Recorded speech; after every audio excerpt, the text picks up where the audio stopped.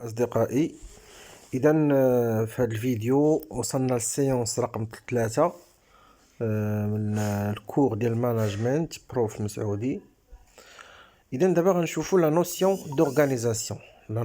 دورغانيزاسيون، أن المفهوم ديال المنظمة أورغانيزاسيون.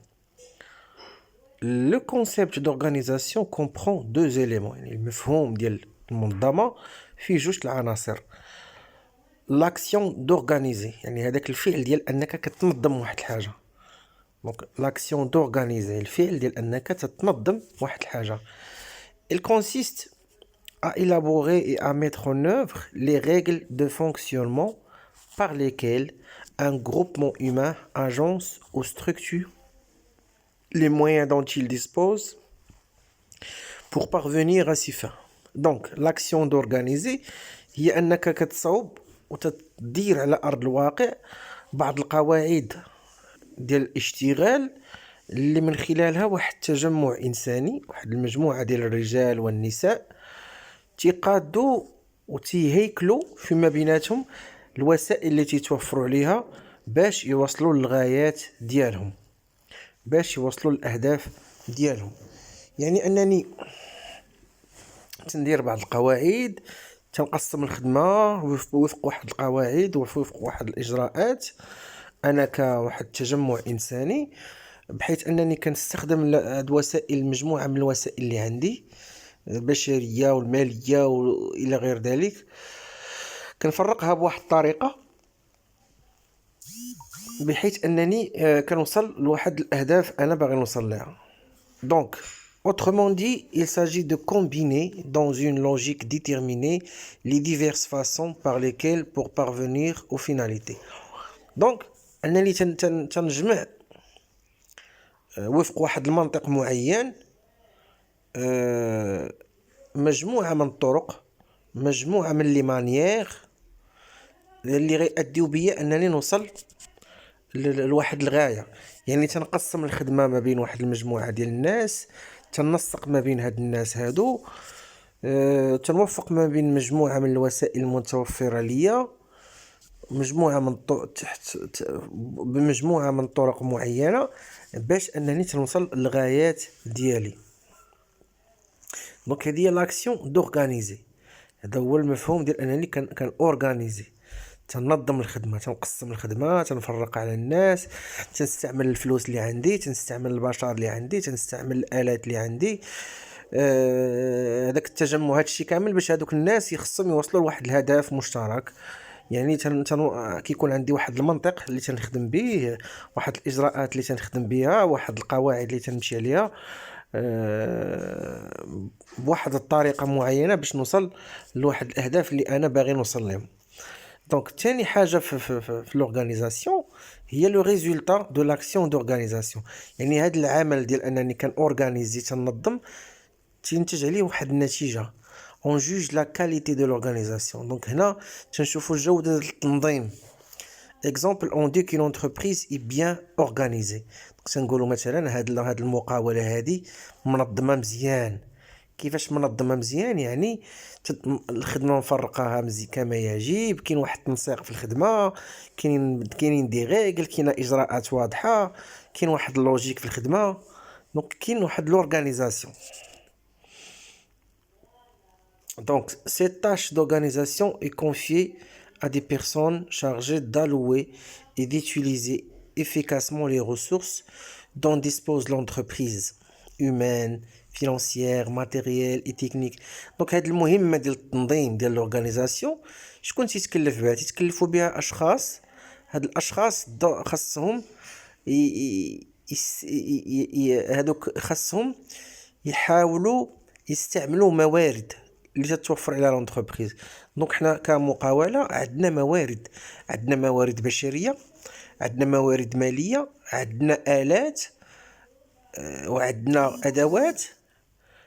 هاد الموارد هادي خاص هاد الناس يستعملوها بواحد الاستعمال حكيم، بواحد الاستعمال فعال، من أجل الوصول لواحد الهدف. دونك هاد الناس هادو كيديروا هاد المهمة ديال التنظيم ديال لورغانيزاسيون. Ces personnes sont appelées les gestionnaires.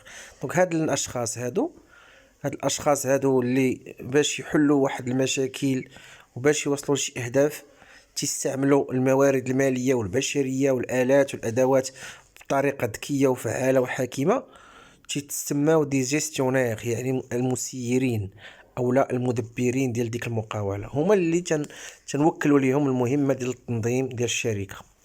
Donc par conséquent, l'organisation désigne un groupement humain qui coordonne ses activités pour atteindre les buts qu'il se donne. Donc كنتيجة لهادشي كامل اللي شفنا، l'organisation واحد المنظمة تنعنيو بها واحد التجمع إنساني، يعني رجال ونساء اللي تينسقوا الأنشطة ديالهم، تيشتغلوا بشكل مشترك فيما بيناتهم باش يوصلوا لواحد الهدف اللي حاطينه هما. داكوغ، دونك هذه هي l'organisation. Donc هذه هو المفهوم ديال l'organisation. L'entreprise d'abord، المقاولة. L'entreprise est une organisation. Donc l'entreprise هي organisation. Donc l'organisation ماشي بالضرورة كما سبق وشفنا، l'organisation تقدر تكون مؤسسة، تقدر تكون حزب، تقدر تكون جمعية، تقدر تكون إدارة، تقدر تكون مقاولة. دونك حنا المقاولة هي سي اون اورغانيزاسيون، هي منظمه ايضا. يعني لونتربريز هي واحد البلاصه اللي تيكونوا فيها نساء ورجال اللي عندهم هدف مشترك واللي تيستخدموا الخدمه، كيستخدموا آلات وتستخدموا مال وتستخدموا البشر باش يوصلوا الاهداف اللي هما حاطين. دونك لونتربريز سي اون اورغانيزاسيون qui met en œuvre des facteurs de production pour fabriquer des biens et des services en vue de satisfaire des besoins. Donc l'entreprise هي واحد المنظمة اللي تستعمل وسائل الإنتاج، تستعمل اليد العاملة، تستعمل رأس المال، تستعمل المادة الخام باش تصنع واحد المنتوج أو لا تدير واحد الخدمة من أجل تلبية الاحتياجات ديال المستهلكين. يعني واحد الخدمه ولا واحد المنتوج اللي غيتباع في واحد السوق باش يلبي الحاجه ديال واحد المستهلكين. دونك هذه هي لونتربريز. دونك لونتربريز هي واحد المنظمه اللي تستعمل وسائل الانتاج من اجل انتاج خدمات ومنتجات اللي غتلبي احتياجات. دونك ديفينيسيون دو لونتربريز، دونك التعريف ديال هاد لونتربريز. دونك او نيفو ماكرو ايكونوميك، على المستوى الماكرو اقتصادي، المستوى العام، المستوى الشامل، l'entreprise est un agent économique producteur et distributeur de richesses pour satisfaire des besoins. Donc على مستوى الماكرو اقتصادي، المقاولة تنشوفوها كفاعل اقتصادي، كاجون ايكونوميك. دونك لي زاجون ايكونوميك كما شفتوا في لانتروديكسيون على ليكونومي، كاين لي زونتربريز، كاين لي ميناج، كاين ليطا، كاين لي زورغانيزاسيون فينانسيير، كاين لو ريست دو موند. هادو سو كيتسموا دي زاجون ايكونوميك، يعني واحد لونتيتي هوموجين كي لا ميم fonction principale qui a les mêmes ressources. Donc l'entreprise c'est un agent économique. La fonction principale ديالو انه تينتج des richesses وتيوزع هاد les richesses. Donc c'est une unité de production de richesses et c'est une unité de distribution de richesses. يعني l'entreprise تتخلق ثروة، تتخلق قيمة مضافة، ومن بعد كتوزع هاد القيمة المضافة على الناس اللي شاركوا فيها. تتوزع هاد القيمة، هاد الثروة على لي سالاري، على المساهمين في الشركة، على الأبناك اللي تياخدوا الفوائد ديالهم، على الدولة اللي تتاخد الضرائب إلى غير ذلك. وهذا الشيء كامل من أجل تلبية الاحتياجات ديال كل فاعل من الفاعلين اللي تيشاركوا في هذيك الغيشاس. دونك هذا تعريف ماكرو ايكونوميك. او نيفو ميكرو ايكونوميك، فاش تنقول لك لو نيفو ميكرو ايكونوميك يعني لو نيفو انديفيدويل، يعني تندوي على ان سول اجون ايكونوميك. دونك هنا اش تنقولوا l'entreprise est une unité qui achète des biens et des services puis elle les vend et les revend en l'état ou après transformation en vue de réaliser des profits. دونك لونتربريز هي واحد الوحده اللي تشري خدمات وتشري منتجات ومن بعد تتعاود تبيعها دونك يا اما تتبيع هاد الخدمات او هاد المنتجات كما هي، يعني هنا تتسمى اونتربريز كوميرسيال، او لا ابري ترانسفورماسيون، يعني تتشد هذيك لا ماتيير بروميير وتدير عليها تغيير تتحولها، وهنا تتسمى اندستريال. وهذا الشيء كامل من اجل تحقيق الربح، يعني انها باغا دير الارباح، باغا تربح، الربح هو الاساس. دونك هذا او نيفو ميكرو ايكونوميك. دونك au niveau microéconomique, تندوي على le profit. Le profit. Donc par conséquent, en tant qu'entité économique, l'entreprise est une unité économique qui constitue le principal instrument de protection et de distribution des biens et des services. Pour réaliser des profits, justement pour réaliser des profits, l'entreprise se constitue d'une... Donc, كنتيجة لهذا الشيء كوحدة اقتصادية، المقاولة هي واحد الوحدة اقتصادية اللي هي العامل الأساسي لإنتاج وتوزيع الخدمات والمنتجات في واحد الاقتصاد، وذلك من أجل تحقيق ربح أو أرباح. دونك باش أنها كتحقق هاد الأرباح، دونك هي مناش خصها دير كوليكسيون داكتيف، يعني هي تيكون عندها ممتلكات.